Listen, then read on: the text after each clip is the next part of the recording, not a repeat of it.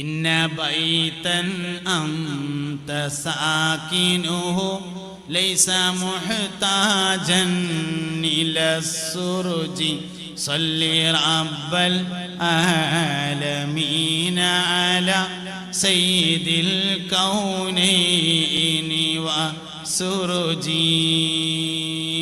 മുഅ്മിനീങ്ങളെ, സ്വാലിഹീങ്ങളുടെ ചരിത്രം പഠിച്ചാൽ 3 ഗുണങ്ങളാണ്. ഒന്നാമത്തേത് മനസ്സുറപ്പ് കിട്ടും. മനസ്സിനെന്തെന്നില്ലാത്ത ഒരു ഉറപ്പ് കിട്ടും. രണ്ടാമത്തേത് ഇബാദത്തുകൾ സഹിയാവാൻ, ഇബാദത്തുകൾ ശരിയാവാൻ, ഇബാദത്തുകളുടെ നിയ്യത്ത് ശരിയാവാൻ ചരിത്രങ്ങളുടെ പിൻബലം ആവശ്യമാണ്. തവാഫ് കഴിഞ്ഞതിന് ശേഷം സഅയിന് പോകും, സഫാ മർവന്റെ ഇടയിൽ. അപ്പം നമ്മൾ സഫാ മർവന്റെ ഇടയിൽ ഇങ്ങനെ സഅയ് ചെയ്യുമ്പോൾ കുറച്ചിങ്ങനെ മുന്നോട്ട് പോയാൽ പച്ച ലൈറ്റ് കാണാം, മേലെ ഇങ്ങനെ പച്ച ലൈറ്റ്. അവിടെ എത്തുമ്പോൾ മണ്ടും. ആ മണ്ടലാണ് ശരിയാവണമെങ്കിൽ ഹാജറാബീവി മണ്ടിയത് ഇങ്ങനെ വരണം. അപ്പോൾ ഹാജറാബീവി മണ്ടിയമാതിരി കുണുങ്ങി കുണുങ്ങി ഇങ്ങനെ മണ്ടും. അത് ലൈവ് ഇടാൻ കഴിയൂല, അത് നാട്ടിൽ അയച്ചു കൊടുക്കാൻ കഴിയൂല. ആ മണ്ടൽ വണ്ടിയാല് നിങ്ങൾക്ക് മനസ്സിലായോ എന്നറിയില്ല. ഹാജറ പെണ്ണുങ്ങൾ മണ്ടണ്ടല്ലോ, ആണുങ്ങളാണ് മണ്ടേണ്ടത്. ആര് മണ്ടിയമാതിരി മണ്ടണം? ഹാജറാബിയും മണ്ടിയമാതിരി മണ്ടും വേണം. അതൊരു കുണുങ്ങി കുണുങ്ങിയിട്ടുള്ളൊരു മണ്ടലേക്കാരം. അത് 756 ലൈവ് ഇടാൻ കഴിയൂല, നാട്ടിക്ക് ലൈവ് ഇടാൻ കഴിയൂല, അത് റെക്കോർഡ് ചെയ്യാൻ കഴിയൂല. അപ്പൊ ആ മണ്ടൽ ഇങ്ങോട്ട് ശരിയാവണമെങ്കിൽ ഉണ്ടല്ലോ, ഹാജറാബിയും മണ്ടിയത് ഇങ്ങനെ കൽബിക്കൊണ്ട് വരണം. ഇബാദത്തുകൾ ശരിയാവണമെങ്കിൽ അതിൻ്റെ പിന്നിലുള്ള താരീഖ് കൽബിലേക്ക് വരിക എന്നത് പ്രധാനമാണ്. എല്ലാ ഇബാദത്തുകൾക്കും അങ്ങനെ തന്നെയാണ്, ചെറുതും വലുതുമായ എല്ലാ ഇബാദത്തുകൾക്കും. മൂന്നാമത്തെ ഒരു കാര്യമുണ്ട്, മുൻഗാമികളായ ആളുകളുടെ താരീഖ് പഠിച്ചാൽ മൂന്നാമത്തെ ഒരു കാര്യമുണ്ട്. നമ്മൾ എവിടെയും എത്തിയിട്ടില്ലല്ലോ എന്ന് മനസ്സിലാകും. നമ്മളെടുക്ക് എത്തിയിട്ടില്ല എന്ന് മനസ്സിലാകും. നമ്മുടെ ഇബാദത്തുകൾ, നമ്മുടെ പ്രവർത്തനങ്ങൾ എങ്ങോട്ടും എത്തുന്നില്ല. നമ്മുടെ ജോലികൾ, നമ്മുടെ വരുമാനങ്ങൾ, നമ്മുടെ ദാനധർമ്മങ്ങൾ എവിടേക്കും എത്തുന്നില്ല എന്ന് മനസ്സിലാവും. നമ്മൾ കുറച്ചൊക്കെ അവിടെ ഇവിടെയൊക്കെ ചെയ്യും, എന്തേലൊക്കെ കാര്യങ്ങളൊക്കെ ചെയ്യും, പള്ളിക്കൊക്കെ എന്തേലൊക്കെ കൊടുക്കും, ഓഡിറ്റോറിയത്തിനൊക്കെ എന്തേലും കൊടുക്കും. നമുക്കിങ്ങനെ തോന്നും നമ്മൾ വലിയ കൊടുക്കലേരാണ് എന്ന്. അപ്പോഴാണ് മഹാനായ സയ്യിദുന ഉസ്മാൻ ഇബ്നു അഫ്ഫാൻ റളിയല്ലാഹു അൻഹുവിന്റെ താരീഖ് നമ്മൾ വായിക്കുന്നത്. ഉസ്മാൻ ഇബ്നു അഫ്ഫാൻ റളിയല്ലാഹു അൻഹു മക്കയിൽ നിന്ന് മദീനയിൽ ചെന്നു. മുസ്തഫ നബി സല്ലല്ലാഹു അലൈഹി വസല്ലം തങ്ങൾ യുദ്ധത്തിന് പോകാൻ വേണ്ടി വയല് പറയുന്ന സമയത്ത് എഴുന്നേറ്റ് നിന്നുകൊണ്ട് പറഞ്ഞു, അല്ലാഹുവിന്റെ റസൂലേ, 100 ഒട്ടകങ്ങളും ആ ഒട്ടകങ്ങൾക്ക് ചുമക്കാൻ മാത്രമുള്ള ആയുധങ്ങളും ഞാൻ എൻ്റെ വകയായി നൽകാം നബിയേ എന്ന് പറഞ്ഞു. ഇരിക്കീന്ന് പറഞ്ഞു. നബി തങ്ങൾ രണ്ടാമതും വയല് പറഞ്ഞു. പിന്നെയും ഉസ്മാൻ റളിയല്ലാഹു അൻഹു എഴുന്നേറ്റ് നിന്നുകൊണ്ട് പറഞ്ഞു, അല്ലാഹുവിന്റെ റസൂലേ, 100 ഒട്ടകങ്ങളും 100 ഒട്ടകങ്ങൾക്ക് ചുമക്കാൻ മാത്രമുള്ള ആയുധങ്ങളും ഞാൻ എൻ്റെ വകയായി നൽകാം നബിയേ എന്ന് പറഞ്ഞു. എന്നാൽ ഈ ആള് ഉസ്മാൻ റളിയല്ലാഹു അൻഹു എന്ന് പറഞ്ഞ ആള് മക്കയിൽ നിന്ന് മദീനയിലേക്ക് കയ്യും വീശിപ്പോയ ആളാണ്. പിന്നെ എന്തേ മൂപ്പർക്ക് കൊടുക്കാണ്ടായത്? കൊടുക്കണം എന്ന തോന്നലുണ്ടായപ്പോൾ കൊടുക്കാനുള്ള പൈസയുണ്ടായി എന്നതാണ് മറുപടി. അപ്പൊ താരീഖ് പഠിച്ചാല് നമ്മൾ എവിടേക്കും എത്തുന്നില്ലല്ലോ എന്ന് മനസ്സിലാവും. ദേശന്തേലും അധികം ചെയ്താല്, ഒരു 2 റക്അത്ത് സുന്നത്ത് ഏറെ നിസ്കരിച്ചാല്, രാത്രി തഹജ്ജുദിന് ഉണർന്ന് നീച്ച് നിസ്കരിച്ചാല് ഞമ്മക്ക് തോന്നും അൽഹംദുലില്ലാ റാഹത്തായി, ഇന്നേതായാലും 2 റക്അത്ത് തഹജ്ജുദ് നിസ്കരിച്ചിട്ടുണ്ടല്ലോ. സുഫിയാൻ സൗരി റളിയല്ലാഹു അൻഹു എല്ലാ ദിവസവും രാത്രി ഉറങ്ങുന്നതിന്റെ മുമ്പ് 300 റക്അത്ത് സുന്നത്ത് നിസ്കരിച്ചിട്ടുണ്ടായിരുന്നു എന്ന് കേൾക്കുമ്പോൾ മനസ്സിലാവും നമ്മൾ 2 റക്അത്ത് കൊടുക്കെത്തിയിട്ടില്ല. താരീഖ് പഠിച്ചാലുള്ള ഗുണം അതാണ്. നമ്മളൊക്കെ പള്ളികളിൽ പഴയ കാലത്ത് അൽക്കഫും ഏടും എന്നൊരു സാധനം ഉണ്ടാവും. അൽക്കഫും ഏടും അല്ല, അൽക്കഫും സലാത്തും, ചെറിയൊരു ഏട്. പകുതി വരെ അൽക്കഫ്, പകുതിക്കുന്ന അങ്ങോട്ട് ഒരു സ്വലാത്ത്. ദലായിലുൽ ഖൈറാത്ത് എന്ന അബുൽ ഹസൻ ഇർശാദുലി റളിയല്ലാഹു അൻഹുവിന്റെ ഗുരുനാഥനാൽ വദഅ് ചെയ്യപ്പെട്ട സ്വലാത്തിൽ നിന്ന് വെള്ളിയാഴ്ചയിലേക്ക് നിശ്ചയിക്കപ്പെട്ട ഭാഗമാണ് അൽകബും സ്വലാത്തും എന്ന ഏടിലുള്ളത്. ഇന്ന് നമ്മളെന്നും പള്ളികളിൽ ഈ ഏട് കാണൂല. പുതിയ പള്ളിയിലൊന്നും ഇതുണ്ടാവില്ല. ഒക്കെ നല്ല മുസാഫ് ഉണ്ടാവും. അത് സൗദിയിലെ ഖുറാൻ പ്രസ് അടിച്ചിങ്ങാണ്ട് ഫ്രീ ആയിട്ട് കൊടുക്കുന്നതുകൊണ്ട് ഉണ്ടാവും. നല്ല നല്ല മുസാഫ് എല്ലാ പള്ളിയിലും ഉണ്ടാവും.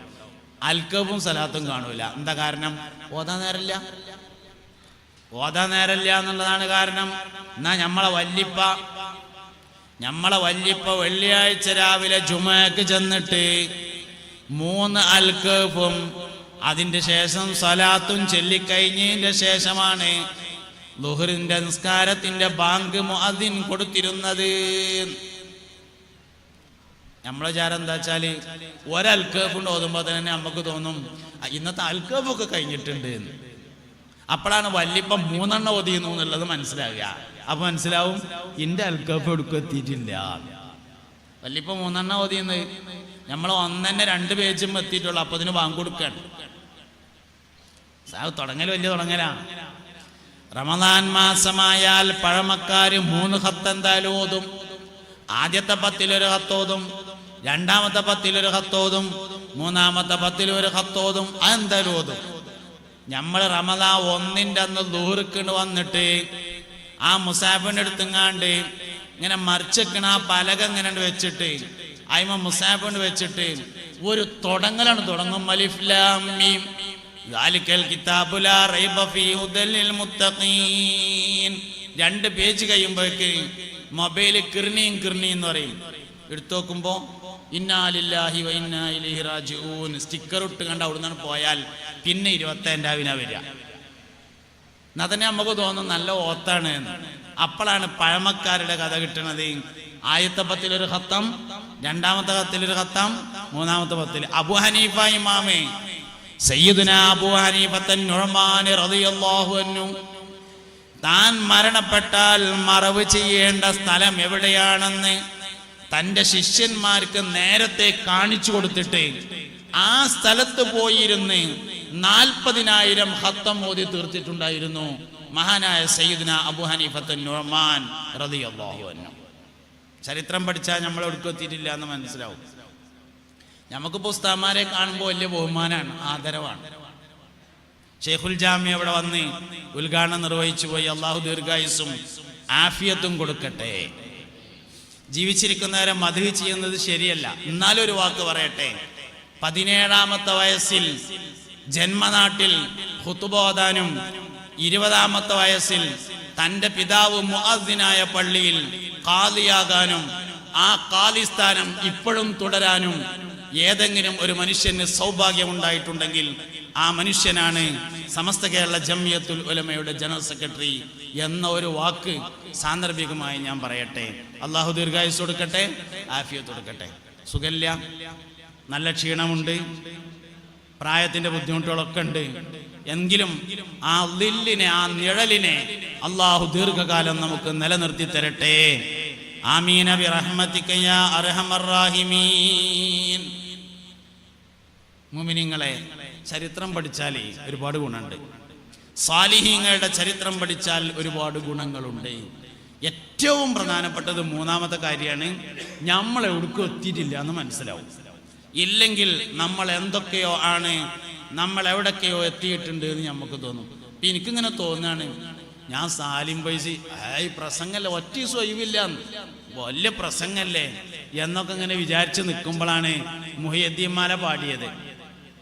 മുഹിയുദ്ദീൻമാല എങ്ങനെ പാടി നോക്കി. 40 കൊല്ലം മുഹിയുദ്ദീൻ ഷെയ്ഖ് വയല് പറഞ്ഞു. 40 കൊല്ലം വയല് പറഞ്ഞു.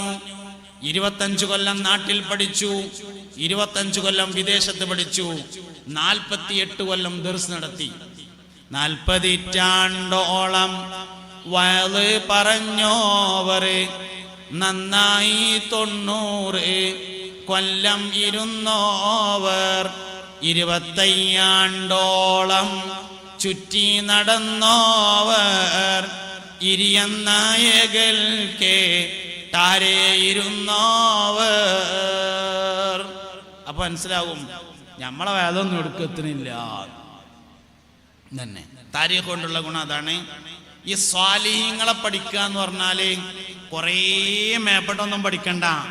നമ്മളെ വാപ്പാന്റെ പഠിച്ചാൽ തന്നെ നമ്മളെക്കാൾ സ്വാലിഹായിരിക്കും. വാപ്പാനെ പഠിച്ചാൽ തന്നെ സ്വാലിഹായിരിക്കും. വാപ്പാനെ പഠിച്ചാൽ അതിലേറെ സ്വാലിഹായിരിക്കും. വല്യപ്പാന്റെ വാപ്പാനെ പഠിച്ചാൽ അതിലേറെ സ്വാലിഹായിരിക്കും. ഓൽക്ക് എല്ലാത്തിനും നേരം ഉണ്ടായിരുന്നു. എല്ലാ കാര്യങ്ങൾക്കും അവർക്ക് സമയം ഉണ്ടായിരുന്നു. എന്നിട്ട് ഓൽക്ക് സമയം ബാക്കി ഉണ്ടായിരുന്നു. ഞമ്മക്ക് ഒന്നിനും നേരമില്ല, സമയമിട്ട് ബാക്കിയില്ല. അങ്ങനെയാണ്. ഓല് കടന്നുറങ്ങിയിരുന്നു, ഓല് കന്നുകൂട്ടിയിരുന്നു. എന്നാലോ സുന്നത്ത് നിസ്കാരം, ഫർദ് നിസ്കാരം എല്ലാ ദിവസവും രാത്രി ഇശാമാരിവിന്റെ ഇടയിൽ യാസീനും അൽബക്കറി, സൂറത്തുൽ വാഖിയും തബാറക്കും ഹദ്ദാദും ദിക്റും എല്ലാം ചെല്ലുമായിരുന്നു. അങ്ങനെയാണ്. ഒരു 70,000 ദിക്റ് എല്ലാവരും അവനാന് വേണ്ടി ചെല്ലണം കേട്ടോ. സാന്ദർഭികമായിട്ട് ഞാൻ പറഞ്ഞതാണ്. മരിച്ചതിന് ശേഷം പള്ളിക്കുന്ന എല്ലിക്കോളൊന്ന് കാത്തുക്കരുത്. അത് കിട്ടിയാ കിട്ടി, അത് കിട്ടിയാ കിട്ടി, പോയാ പോയി. അങ്ങനെയാണ്. എത്ര കാലം ചെല്ലണ തലമുറ നിലനിൽക്കുന്നൊന്നും പറയാൻ കഴിയൂല. നിലനിൽക്കട്ടെ എന്ന് ആഗ്രഹിക്കാം, അതിന് ദുആ ചെയ്യാം. അള്ളാഹു അങ്ങനെയൊക്കെയുള്ള സുന്നത്ത് ജമാഅത്തിന്റെ തലമുറയെ നിലനിർത്തട്ടെ. അതേ സമയത്ത് അതൊക്കെ ഭാഗ്യം പോലെ ഇരിക്കും. അവനാന്റെ 70,000 അവനാൻ തന്നെ ചെല്ലണം. മറ്റേ കിട്ടിയെങ്കിൽ കിട്ടിക്കോളും. 70,000 70 ദിവസം ചെല്ലിയാൽ, 70 പ്രാവശ്യം ചെല്ലിയാൽ ലാ ഇലാഹ ഇല്ലല്ലാഹയുടെ റിയാദ വിടുമെന്നാണ്. 70,000 1, 70,000 2, അങ്ങനെ 70,000 ചെല്ലിയാൽ ലാ ഇലാഹ ഇല്ലല്ലാഹയുടെ റിയാദ വിടുമെന്നാണ്. വദാകിരീന അല്ലാഹ കസീറൻ വദാകിറാത്ത്. മുൻഗാമികളായ ആളുകളൊക്കെ വലിയ ദാക്കിരീങ്ങളായിരുന്നു. തസ്ബീഹ് മാല എന്ന് പറയുന്നത് സീമാ അഹ്ലുസ് സുന്നത്തി വൽ ജമാഅയാണ്. സുന്നത്ത് ജമാഅത്തിന്റെ ആളുകളുടെ അടയാളമാണ് തസ്ബീഹ് മാല. മുസ്തഫ നബി സല്ലല്ലാഹു അലൈഹി വസല്ലം തങ്ങൾക്ക് ഒരു ചെറിയ നാരുണ്ടായിരുന്നു, ഒരു കയറുണ്ടായിരുന്നുവെന്നും അതിൽ കുറെ കെട്ടുകൾ ഉണ്ടായിരുന്നുവെന്നും തസ്ബീഹുകളും ദിക്റുകളും ചെല്ലുമ്പോൾ ആ കെട്ടുകൾ മറിക്കാറുണ്ടായിരുന്നുവെന്നും ഇമാം ഖുർത്തുബി റളിയല്ലാഹു അൻഹു ഉദ്ധരിച്ചിട്ടുണ്ട്. അതാണ് തസ്ബീഹ് മാലയുടെ അടിസ്ഥാനം. ഹഫ്സ ബിവി റളിയല്ലാഹു അൻഹക്ക് കുറെ ഈത്തപ്പഴത്തിന്റെ കുരുകൾ ശേഖരിച്ചു വെച്ചിരുന്നുവെന്നും ദിക്റ് ചെല്ലുമ്പോൾ അതിൽ നിന്ന് ഓരോന്നും മാറ്റി വെക്കാറുണ്ടായിരുന്നുവെന്നും കഴിഞ്ഞാൽ അവിടുന്നിട്ട് ഇങ്ങടന്നെ വെക്കും, അങ്ങനെ എണ്ണം പിടിക്കാറുണ്ടായിരുന്നുവെന്നും റിപ്പോർട്ട് ചെയ്യപ്പെട്ടിട്ടുണ്ട്. അതാണ് തസ്ബീഹ് മാലയുടെ അടിസ്ഥാനം. നിഅമൽ മുദക്കിറു അസ്സുബ്ഹ, ഏറ്റവും നല്ല മരണത്തെ ഓർമ്മപ്പെടുത്തുന്ന വസ്തു തസ്ബീഹ് മാലയാണെന്ന് അഷ്റഫുൽ വറ ഹബീബുനാ റസൂലുള്ളാഹി സല്ലല്ലാഹു അലൈഹി വസല്ലമ തങ്ങൾ പറഞ്ഞിട്ടുണ്ട്. അതുകൊണ്ട് എല്ലാവർക്കും ഒരു തസ്ബീഹ് മാല വേണം. കൊണ്ടടക്കണം എന്നല്ല ഞാൻ പറഞ്ഞു കേട്ടോ, വേണമെന്നാണ് പറഞ്ഞത്. പഞ്ചിട്ട് പെരെ കിടക്കുമ്പോഴേ എൻ്റെ ആ തസ്ബീഹ് ഒന്നും എടുത്താന്ന് പറയാൻ കഴിയണം. പഞ്ചിട്ട് പെരെ കിടക്കുമല്ലോ, അപ്പൊ എൻ്റെ ആ തസ്ബീഹ് മാല എടുത്താ എന്ന് പറയാൻ കഴിയണം. അതിങ്ങനെയാണ് കയ്യെ പിടിച്ചാല് അറിയാതെ ദിക്ർ ഇങ്ങനെ വരും. ഏറ്റവും നല്ല ഓർമ്മപ്പെടുത്തുന്ന വസ്തുവാണ് തസ്ബീഹ് മാല എന്ന് അഷ്റഫുൽ വറ ഹബീബുനാ റസൂലുള്ളാഹി സല്ലല്ലാഹു അലൈഹി വസല്ലം തങ്ങൾ പറഞ്ഞതായി കാണാം. കൂട്ടത്തെ പറഞ്ഞേ ഉള്ളൂ. അതുകൊണ്ട് വലിയ ദാക്കിര്യങ്ങളായിരിക്കണം നമ്മൾ. മുൻഗാമികളായ ആളുകൾ എന്തിനു നേരല്ലെങ്കിലും ഓൽക്ക് അത്യാവശ്യം ദിക്റും സലാത്തും ചെല്ലാനുള്ള നേരം ഉണ്ടായിരുന്നു. അത്യാവശ്യം ഖുർആൻ ഓതാനുള്ള നേരം ഉണ്ടായിരുന്നു. വാഖീം തബാറക്ക് ഓതാനുള്ള നേരം ഉണ്ടായിരുന്നു. ഈമാനോടുകൂടെ മരിക്കണമെങ്കിൽ 3 കാര്യം നിർബന്ധമായി അനുഷ്ഠിക്കണം എന്നാണ്. ഈമാനോടുകൂടെ മരിക്കണമെങ്കിൽ 3 കാര്യങ്ങൾ നിർബന്ധമായും അനുഷ്ഠിക്കണമെന്നാണ്. ഒന്നാമത്തെ കാര്യം വൃത്തിയോടുകൂടെ നടക്കണം, എന്നാലാണ് ഈമാനോടുകൂടെ മരിക്കുക. എപ്പോഴും ശരീരവും വസ്ത്രവും കാലും കയ്യും പല്ലും മുഖവും എല്ലാം എപ്പോഴും വൃത്തി ഉണ്ടായിരിക്കണം. വൃത്തിയോടുകൂടെ ജീവിക്കുന്ന ആൾക്കാണത്രേ കലിമ ചൊല്ലി മരിക്കാൻ കഴിയുന്ന ഒരാൾ. കലിമ ചൊല്ലി മരിക്കാൻ കഴിയണമെങ്കിൽ രണ്ടാമത്തേത് വെള്ളിയാഴ്ച അൽ കഹ്ഫ് സൂറത്ത്